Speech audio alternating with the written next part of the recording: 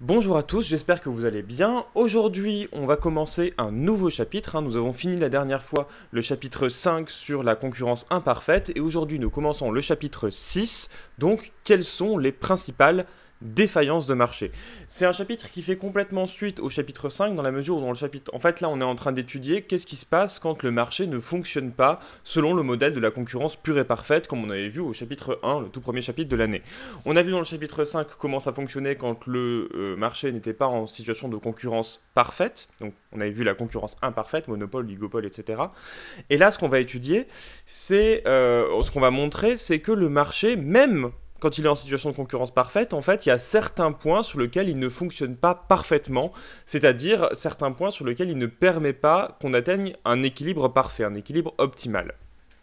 Donc, petite note, là, vous n'avez pas de dossier documentaire, donc je vais faire un cours un peu plus magistral. Ce que je vous demande, évidemment, ici, ça va être de comprendre le cours, de prendre note au fur et à mesure. De toute façon, comme d'habitude, je vous mets l'intégralité de la trace écrite, à la fois sur le NT, donc sur le NT dans le cours classe entière du jeudi, et en même temps sur le site internet. Donc je remettrai un lien vers le site internet du cours en description. Au passage, j'ai mis complètement à jour, il manquait, les derniers cours n'étaient pas complètement à jour, donc le site internet a été mis à jour, donc si jamais il vous manque certains passages du cours, reportez-vous au site ou sur le NT, parce que tout est à jour.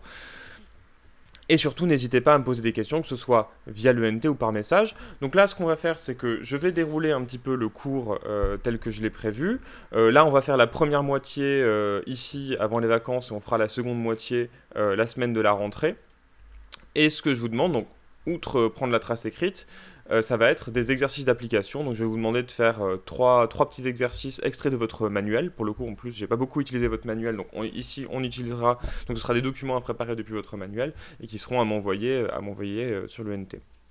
Donc, comme d'habitude, je vous remets un petit peu le programme officiel, donc les objectifs d'apprentissage. Je vous mettrai, je vous enverrai tout ça directement et le plan du cours. Donc ici, on va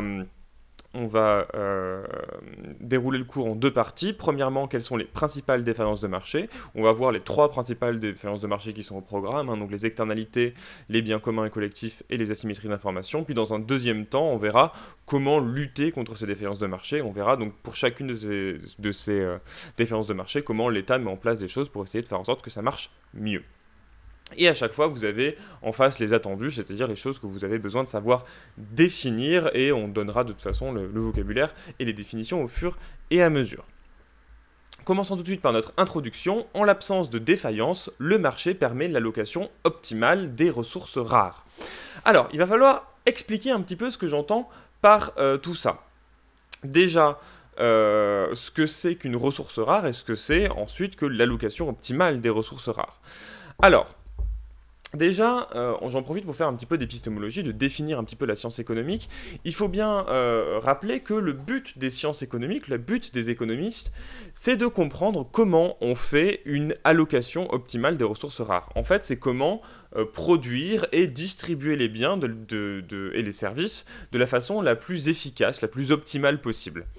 Et donc, petite définition sur ce qu'est une ressource rare, en fait, c'est assez facile à comprendre. Une ressource rare, c'est n'importe quelle ressource qui n'est pas disponible de façon illimitée. Donc, une pomme, par exemple, c'est une ressource rare, mais une chaise, c'est une ressource rare. Une course en taxi, une coupe de cheveux, tout ça, ce sont des ressources rares.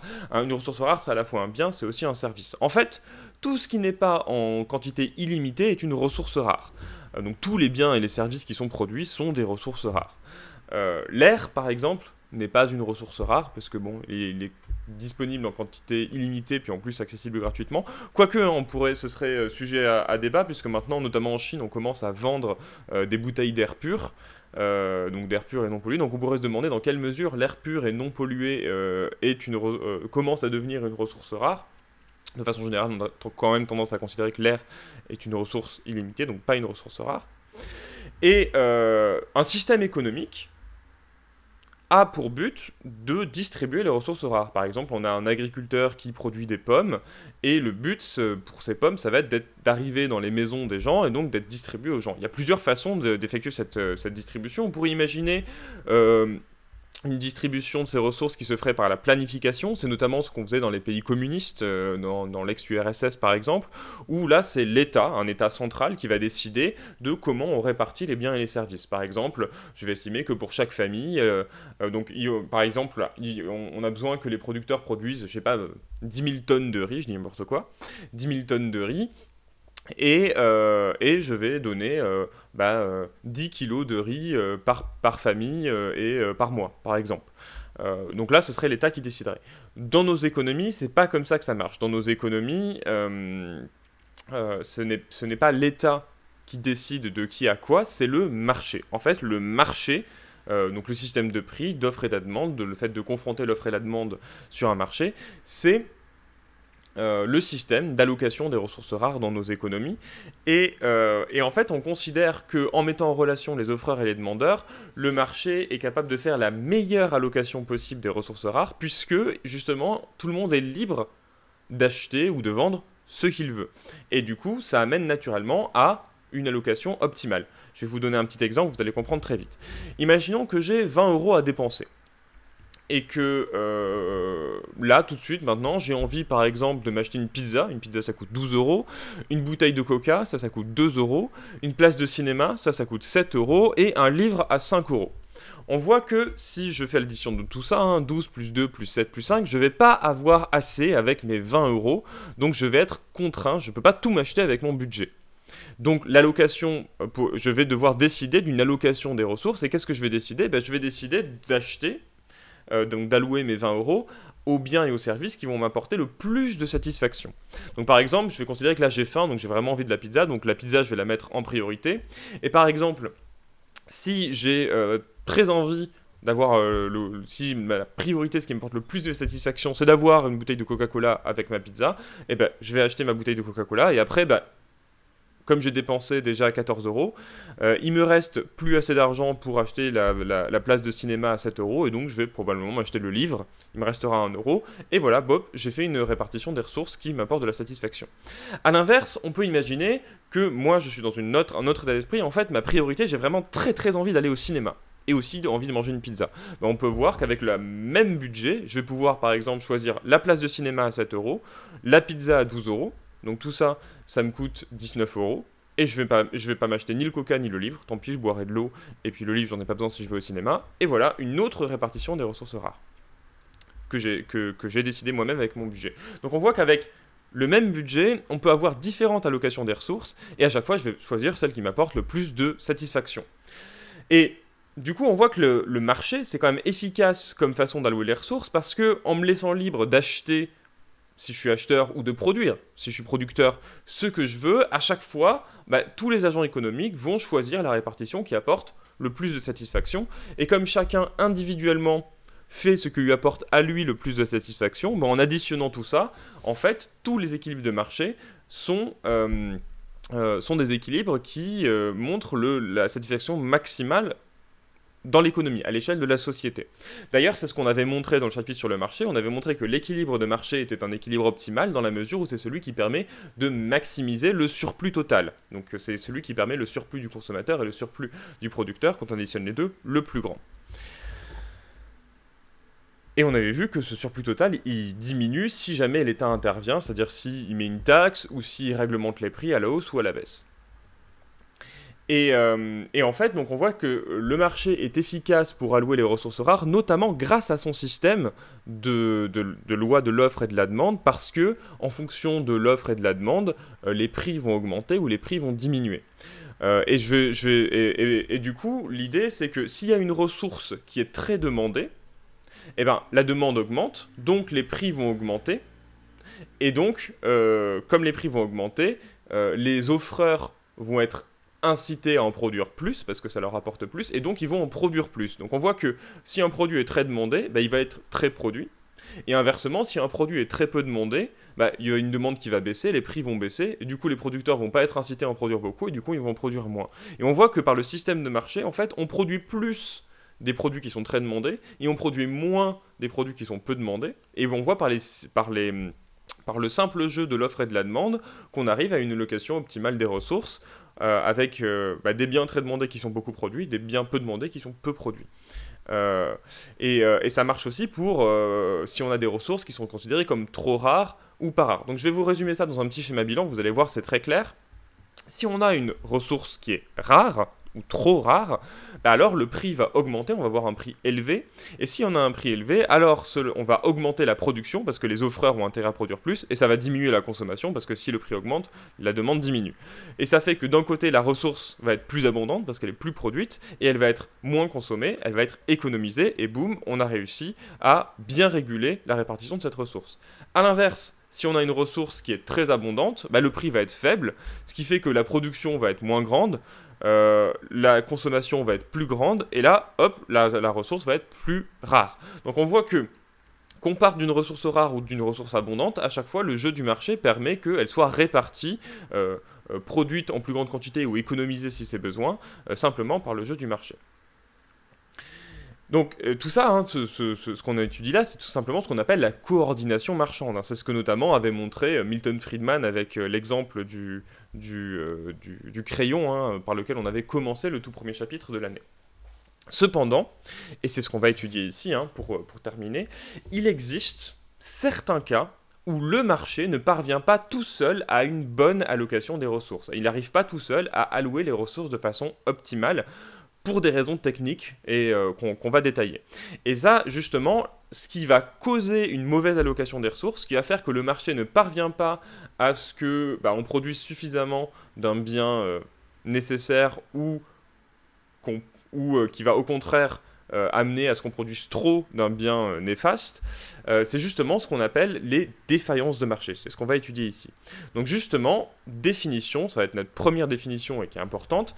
Une défaillance de marché, c'est une situation dans laquelle, pour des raisons techniques, la régulation par le marché se révèle impossible ou inadéquate. En gros, on n'arrive pas à une allocation optimale des ressources. Et justement, et c'est ce qu'on verra dans notre partie 2, en cas de défaillance de marché, comme le marché ne suffit pas à allouer tout seul les ressources, l'État va devoir intervenir pour corriger les effets du marché qui sont sous-optimaux. Donc on va étudier 3 défaillances de marché principales, on va étudier 3 cas où le marché est inefficace pour allouer correctement les ressources, et ces 3 cas, ça va être les externalités, les biens communs et collectifs, et les asymétries d'information. Et ça va être du coup notre grand A, grand B et grand C. Donc on commence tout de suite, à la suite de notre introduction, par notre grand 1, quelles sont les principales défaillances de marché? Et on commence par le grand A, le marché est défaillant en présence d'externalités. Alors, petit rappel sur ce qu'on vient juste de dire, en temps normal, l'information transmise par les prix permet d'allouer correctement les biens et les services. Hein, si on veut plus de quelque chose, le prix monte et on en produit plus. Si on veut moins de quelque chose, le prix baisse et on en produit moins. Donc le prix, c'est à travers le prix que l'information de il faut en produire plus ou il faut en produire moins va être passée. Le problème, c'est qu'il existe des éléments qui ne sont pas pris en compte par les prix, et donc qui ne vont pas être pris en compte par les agents économiques. C'est-à-dire que vous voyez bien que vu que c'est le prix qui donne l'information de il faut en produire plus ou il faut en produire moins, s'il augmente ou s'il diminue, s'il y a quelque chose qui n'a pas de prix, eh ben alors il ne va pas être pris en compte par les agents économiques. Et du coup, on ne va pas en produire assez, ou au contraire, on va en produire trop. C'est par exemple le cas de la pollution. Imaginons qu'une usine qui produit, je sais pas, qui produit n'importe quoi, hein, qui produit des vis, par exemple, en produisant ces vis, elle rejette des déchets toxiques dans une rivière qui est à côté. Bon. Et du coup, elle pollue une rivière en produisant ces biens. On peut considérer qu'elle a un effet négatif sur la population qui habite à côté de la rivière. Hein. Mais le fait est que ces derniers, les habitants qui habitent à côté de la rivière, ils vont pas être dédommagés pour la pollution, parce qu'il n'y a pas de prix justement à la pollution. On ne paye pas pour polluer. Et donc, justement, l'usine qui pollue la rivière ne va pas être incitée à réduire sa pollution parce que, de toute façon, y a pas, elle est incitée que par les prix. Si les prix augmentent, elle va produire moins. Si les prix augmentent, elle va produire plus. Si les prix diminuent, elle va produire moins. Mais quand elle pollue, les prix ne changent pas. Donc du coup, elle va être incitée ni à produire plus, ni à produire moins, ni à augmenter sa pollution, ni à réduire sa pollution. Et bien ça, ce problème-là, justement, c'est ce qu'on appelle une externalité, c'est-à-dire quand l'action d'un agent économique a un effet sur d'autres agents économiques sans qu'il y ait de compensation monétaire. Donc définition, et ça c'est quelque chose de très important à connaître, une externalité, c'est une répercussion positive ou négative de l'activité économique d'un agent sur le bien-être d'autres agents sans compensation monétaire. Alors, vous avez bien noté que dans la définition, on parle d'externalité positive ou négative, parce que effectivement, ça peut être les deux. L'exemple d'une externalité négative, c'est ce que je viens de vous dire, c'est par exemple le cas de la pollution. Si une usine, en produisant, pollue une rivière, elle a une externalité négative sur tous les gens qui habitent à côté de la rivière. Mais il existe aussi des externalités positives, c'est-à-dire le fait que, en produisant, moi, je vais avoir un effet positif sur d'autres agents économiques. L'exemple qu'on prend le plus souvent, c'est imaginez que vous avez un agriculteur qui produit des pommes, par exemple, et un apiculteur qui produit du miel. L'apiculteur, c'est ceux qui s'occupent des abeilles. Et bien, la production de chacun de ces acteurs va avoir des effets positifs sur l'autre acteur. L'apiculteur qui produit ses pommes, il va bénéficier du fait qu'il y ait des abeilles juste à côté de lui, parce que les abeilles vont venir lui polliniser ses arbres. Les abeilles vont venir lui polliniser ses arbres et donc lui permettre d'augmenter sa productivité et donc de produire des pommes. Donc, lui, il a tout intérêt à avoir un apiculteur à côté de lui. Mais à l'inverse, le fait qu'il y ait un pomiculteur juste à côté de lui, ça va bénéficier à l'apiculteur, puisque ces abeilles vont avoir des fleurs de pommier pour aller chercher du pollen. Et donc on voit que les deux acteurs ont bénéficié de la production de l'autre, mais il n'y a pas eu de compensation monétaire. C'est-à-dire que l'apiculteur n'a pas été rémunéré pour la pollinisation, et l'agriculteur n'a pas été rémunéré pour le pollen. D'accord ? Et donc voilà, une externalité, elle peut être positive ou négative. Positive quand elle a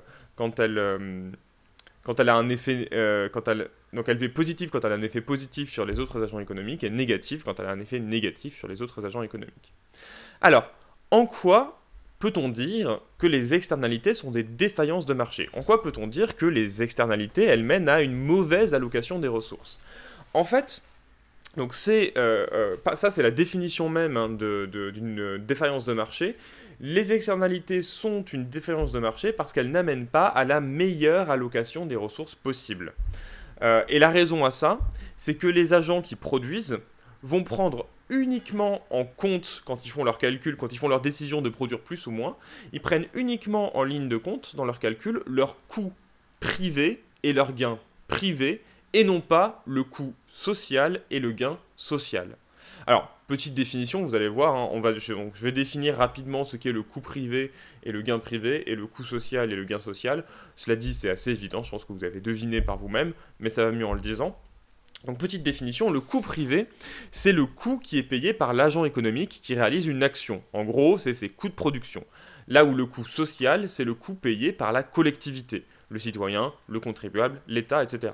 Et à l'inverse, le gain privé, c'est le bénéfice que retire une personne privée, hein, c'est son bénéfice à lui, et le gain social, c'est le bénéfice que retire toute la collectivité. Et du coup, le problème, c'est que dans leur choix de production, les producteurs ne prennent en compte que leur coût et leur gain privé, et non pas le coût et le gain social. Je reprends l'exemple de mon usine qui produit des boulons et qui va polluer une rivière. Imaginons que lui, quand il produit, il a un coût privé de 5 000 €, par exemple, parce que il faut qu'il dépense en coût du travail, il faut qu'il dépense de l'argent pour ses salariés, il faut qu'il achète ses consommations intermédiaires, donc voilà, il dépense 5 000 €. Mais ça lui rapporte un gain de 10 000 €. Si là, son gain est supérieur à son coût, ça va être intéressant de produire, et donc il va produire. Donc il va même essayer d'augmenter sa production tant que le gain est positif. Donc là, lui, on voit que cet acteur-là, il regarde son coût privé, son gain privé, le gain est supérieur au coût, il produit. A l'inverse, maintenant, regardons le coût social. On imagine que il y a un gain social associé à cette production, puisque de fait, hein, c'est intéressant d'avoir des boulons, donc les gens sont contents d'acheter des boulons, donc ils ont un gain social à ça, et en plus, il y a un gain social plus général, dans la mesure où le fait d'avoir une usine dans une ville, ça crée des emplois, ça crée de l'activité, ça fait que, bah, du coup, ça permet aux gens qui vont livrer des repas dans cette usine, bah, ça leur permet de travailler. Les ouvriers qui n'avaient pas de travail, ils peuvent se faire engager dans l'usine, ça fait du travail. Donc on considère qu'effectivement, le fait qu'il y ait une usine et qu'il y ait de l'activité, ça génère un gain social pour toute la collectivité. On va estimer ce gain à 20 000 euros, par exemple. Donc il y a 20 000 euros de gain social. Par contre, il y a aussi un coût social. Et ce coût social, ici, c'est la pollution de la rivière. Alors c'est très difficile d'estimer c'est une des difficultés avec les externalités négatives, c'est que c'est très difficile d'essayer d'estimer le coût d'une externalité. Combien ça coûte d'avoir une rivière polluée? On va imaginer, voilà, on imagine qu'on a des grands économistes qui font des super approximations, qui disent, ben voilà, si on veut dépolluer la rivière, il va falloir faire ça, ça, ça et ça, et tout ça, ça va coûter 100 000 euros, par exemple. Donc là, si on regarde le coût et le gain social, on a un gain social de 20 000 euros, un coût social de 100 000 euros. On voit que le coût social est bien supérieur au gain social. Et ça, normalement, si le coût est supérieur au gain, alors il ne faut pas produire. C'est pas bien.